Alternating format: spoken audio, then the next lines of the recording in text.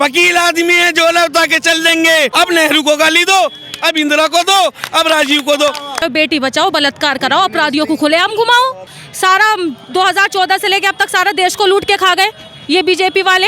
इस बीजेपी की सरकार में महिलाओं के साथ बलात्कार हो रहे हैं। न हिंदू बुरा न मुसलमान बुरा, इसको जो लड़ाए वो मोदी इंसान बुरा। इस किसान का और गरीब का पैसे लेके भागने वाले लोग, उन चोरों को ये राष्ट्रभक्त कहते हैं।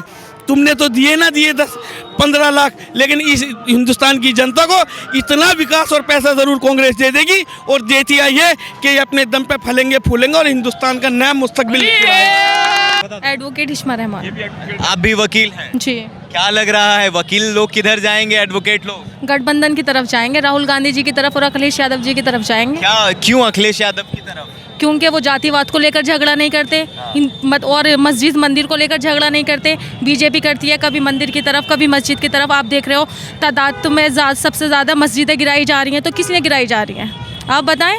ये सिर्फ हिंदू मुस्लिम का राज्य तो करे कि मैं हिंदू के पक्ष में चला जाऊँ, मंदिर को बनवा दूँ कि हिंदू हमारे पक्ष में जाएंगे, और मुस्लिम क्या नाम लेते हैं वो हो जाएंगे। तो ये सिर्फ कुछ नहीं, जातिवाद पर लड़ती है बीजेपी। आप एक महिला हैं, महिलाओं के बारे में मोदी जी ने कहा था कि जब महिलाएं चूल्हे पर खाना बनाती हैं, उनके आँख से पानी गिरता है तो उन्हें तकलीफ होती है। तो क्या गैस आने के बाद महिला खुश नहीं है मोदी जी के लिए? बिल्कुल भी नहीं है। एक बात बताओ, बीजेपी ने तो ये भी कहा था, मोदी जी ने ये भी कहा था, बेटी बचाओ बेटी पढ़ाओ। तो आप उनके राज में क्या देख रहे हो? बेटी बचाओ, बलात्कार कराओ, अपराधियों को खुलेआम घुमाओ। आप क्या देख रहे हैं? इतने अपराध किसी भी सरकार में नहीं हुए हैं जितने इस बीजेपी में हुए हैं, ठीक है। और जो मतलब गुनहगार हैं वो खुलेआम आज़ाद घूम रहे हैं, और जो गुनहगार नहीं है उनको जेलों में डाला जा रहा है। क्यों? ऐसी क्या दुश्मनी निकाली जा रही है भाई? आप बताएं खुद। क्या उत्तर प्रदेश में महिला सुरक्षित नहीं है? बिल्कुल भी नहीं है। आप सबसे ज़्यादा देखेंगे इस बीजेपी की सरकार में महिलाओं के साथ बलात्कार हो रहे हैं। आप देखें, किसी भी थाने में जाकर देखें कितनी बलात्कार की एप्लीकेशनें जाती हैं, कितने बलात्कार। और जो बलात्कारी होते हैं, सड़कों पे बलात्कार करते फिरते हैं, वो आज़ाद घूमते हैं। कानून अब बलात्कार जो मतलब बलात्कारी होते हैं, आप बिल्किस बानो के केस में देख लीजिए, मतलब वो बलात्कार करता है बिल्किस बानो का, और खुले मंच पे बैठता है बीजेपी के साथ। तो क्या ये मुसलमानों के साथ भेदभाव है या इनके शासन में सभी के साथ है? देखिए, सभी के साथ है, मुस्लिम्स के साथ नहीं है। सिर्फ जो आरएसएस के गुंडे हैं उनका साथ देती है, क्योंकि वो झगड़ते हैं हिंदू के नाम पर, मुस्लिम के नाम पर। तो ये बीजेपी सरकार आरएसएस के गुंडों का साथ देती है, ठीक है। इसमें कोई मुस्लिम का नहीं, कोई हिंदू नहीं। हम लोग भाईचारा बना कर रखते हैं। जब भी भाईचारे की बात करते हैं, आप देख लीजिएगा। आप एक महिला हैं, राहुल गांधी और मोदी जी में क्या अंतर दिखता है और दोनों में बढ़िया कौन है? ठीक है, देखिएगा, मैं बताऊं, राहुल गांधी भेदभाव की तरफ नहीं है, और ना मंदिर मस्जिद के ऊपर वो करते हैं वो कि मुस्लिम्स की मंदिरें तोड़ दी जाती है, उनको बुलडोजर चढ़वा दिया जाता है, और नहीं वो झूठ बोलते। और अगर हाँ राहुल गांधी झूठ बोलते तो आज मोदी जी की तरह वो भी एक अच्छे नेता होते हैं। जैसे उनको कहा जाता है ना कि अच्छे नेता है मोदी जी, मक्खन लगाना उनको नहीं आता, मोदी जी को बहुत अच्छे से आता है, ठीक है। तो राहुल जी के अंदर वो सिंपल सादगी वाले इंसान है। तो ये 420 करने वाले इंसान नहीं है कि हम ये करा देंगे, हम वो करा देंगे। राहुल जी के परिवार से कई लोग शहीद हुए हैं, फिर भी ये आरोप लगता है कि इन्होंने देश को 70 साल लूटा है। आपका क्या नजरिया? अरे कहाँ से लूट लिया? देश को आज़ाद करा दिया, इससे बड़ी क्या बात है? आप ये बताएं, कहाँ से लूट लिया? जिन्होंने लूटा है उनको कहो ना। सारा 2014 से लेके अब तक सारा देश को लूट के खा गए ये बीजेपी वाले। सबका साथ सबके विकास की बात तो मोदी जी भी करते हैं। कहीं नहीं है। आप बताएं कहाँ विकास हुआ है? सबका साथ सबका विकास होता तो ये अपराधी जो हैं, गुंडे जो हैं, खुलेआम घूम रहे होते? आप बताएं, अगर सबका साथ सबका विकास होता तो भेदभाव हो रहा होता? Digital India, make in India, ये आपको विकास कुछ नहीं लगा हमें, ठीक है। पूरे आप देख लीजिए, कहीं भी विकास नहीं है, और सब क्या, और राजीव गांधी की देन है ये जो है। ये सिर्फ अपना नाम करते हैं कि हमने वो राम मंदिर बनवा दिए, मॉब लीचिंग के आधार पर मुसलमानों को मरवा रहे हैं और हिंदुओं को भी मरवा रहे हैं। ऐसा नहीं है कि मुस्लिम को मरवा दिए मॉब लीचिंग के, मॉब लीचिंग अपने इंसानों की भी कराते हैं, सिर्फ वोट लेने के लिए कराते हैं, ठीक है। 2024 में क्या लग रहा है, परिवर्तन होगा? इंशाल्लाह ज़रूर होगा, सारी सीट आएंगी। किधर देखेंगे कैसे प्रधानमंत्री बन जाएगा वो। आप देख रहे हैं ईवीएम के नाम पर कितना विरोध चल रहा है। इसी ईवीएम से अभी 3 चुनाव कांग्रेस ने, 5 राज्य में चुनाव हुआ, 3 राज्य में चुनाव कांग्रेस हारी।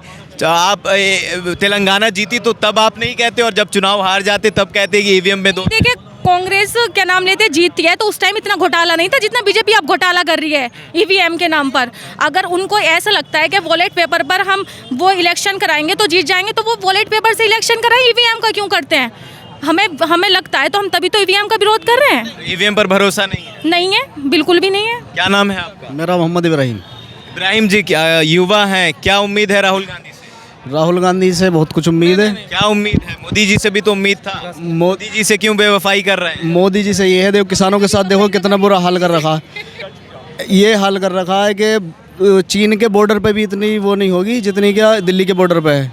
देखो तमाम बैरिकेडिंग कैसी लगा रखी है दिल्ली के बॉर्डर पे, और उन पे गोली चलवाई है जैसे आतंकवादियों पे गोली चलवाते हैं। किसानों की बात कर रहे हैं जी किसानों पर।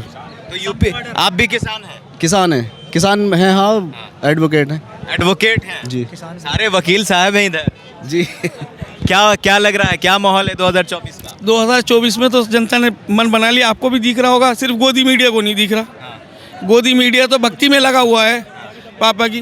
देखिए मीडिया पर से भी भरोसा उठ गया है। बिल्कुल उठ गया है। मैं आपको बताऊं भाई, ना हिंदू बुरा ना मुसलमान बुरा, इसको जो लड़ाए वो मोदी इंसान बुरा। ना हिंदू बुरा ना मुसलमान बुरा। इसको जो लड़ाए वो मोदी इंसान बुरा। ठीक है, इस देश में 10 साल में इतनी नफरत कभी 70 साल में नहीं हुई। ठीक है, और जितनी नफरत इन 10 सालों में हो गई। आपने कहा 70 साल कांग्रेस ने राज किया, 70 साल में कांग्रेस ने क्या किया? ये जो आप कैमरा लिए घूम रहे हो ना, ये कांग्रेस की देन है। ये हाईवे जो निकल गए ना, कांग्रेस की देन है। ये एम्स जो है ना, जहाँ ट्रांसप्लेट कराते हैं जाके, और जहाँ भी ये केंद्रीय मंत्री वीवीआईपी ट्रीटमेंट लेते हैं, ये कांग्रेस की देन है। ये आईआईटी जो है ना, ये कांग्रेस की देन है। तो कांग्रेस को इनको करना कुछ नहीं चाहिए। छिपकली होती है ना, पूरे रात कीड़े खाती है और सुबह को जो है तस्वीर के पीछे छिप जाती है। जब इनकी नाकामी सामने आती है तब ये जो है गांधी परिवार के पीछे जाके खड़े हो जाते हैं। अब नेहरू को गाली दो, अब इंदिरा को दो, अब राजीव को दो, क्योंकि इनको नाकामी छुपानी है अपनी। और हिंदुस्तान की जनता ने जिस तरीके से इनको सर पे बिठाया है, वो इनको उससे अच्छा पटकना भी जानती है। और 2024 में वही जनता इनको पटकने जा रही है। तो मोदी जी का कोई काम आपको ठीक नहीं लगा? क्या हाँ, एक काम लगा है बहुत बढ़िया, सेल्फी लेना सिखा दिया है अंधभक्तों को। अंधभक्तों को सेल्फी लेना सिखा दिया है। सेल्फी बस, उसमें भी जीरो। आपने राहुल जी का चश्मा पहना है, मोदी जी का विकास नहीं दिख रहा है। ठीक है, यहाँ विकास क्या पैदा हुआ? अडानी पैदा हुआ, अंबानी पैदा हुआ, नीरव मोदी पैदा हुआ, मेहुल चोकसी पैदा हुआ। इस किसान का और गरीब का पैसे लेके भागने वाले लोग, उन चोरों को ये राष्ट्रभक्त कहते हैं। जिस दिन सरकार चेंज होगी ना, ये जो मोदी जी एक डायलॉग मारते हैं, वकील आदमी है, झोला उठा के चल देंगे। उस झोले में से अडानी को निकालेंगे, अंबानी को निकालेंगे, मेहुल चोकसी को निकालेंगे।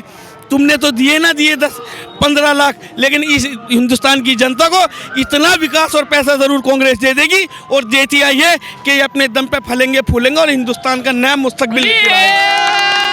जातीय जनगणना की बात हो रही है। राहुल जी कह रहे हैं कि सबको जिसकी जितनी आबादी है उसे उतनी हिस्सेदारी मिलनी चाहिए। तो क्या जातीय जनगणना पूरे भारत और पूरे देश में होना चाहिए? बिल्कुल होना चाहिए। मुसलमानों का क्या फायदा है? मुसलमानों का ये फायदा है, मुसलमान आज मेरे भाई जो एडवोकेट खड़े थे ना अभी यहाँ पर, जातीय जनगणना होगी, उनकी क्वालिफिकेशन, उनकी आइडेंटिफिकेशन, उनके काबिलियत को देख के आज वो वकील है, कल को कहीं फॉर्म भरेंगे तो मजिस्ट्रेट बनेंगे। मानते हैं कि जातीय जनगणना हाँ बिल्कुल होना चाहिए।